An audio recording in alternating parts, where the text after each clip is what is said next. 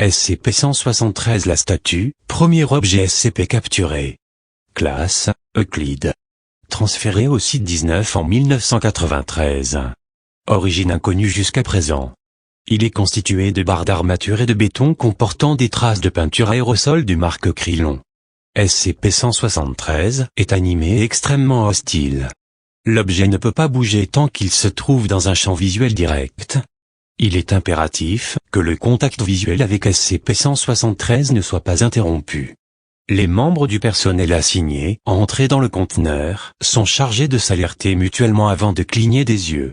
L'objet attaque en brisant le cou de la victime à la base du crâne, ou par strangulation.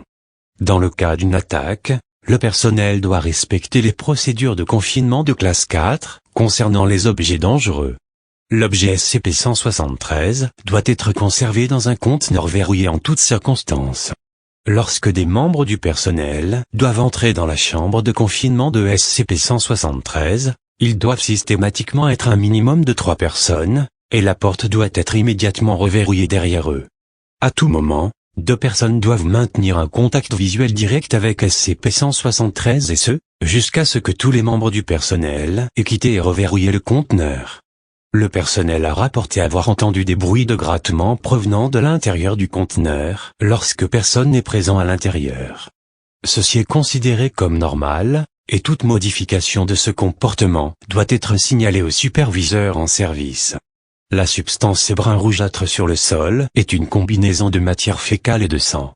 L'origine de ces substances est inconnue. La salle doit être nettoyée selon une fréquence bi-hebdomadaire.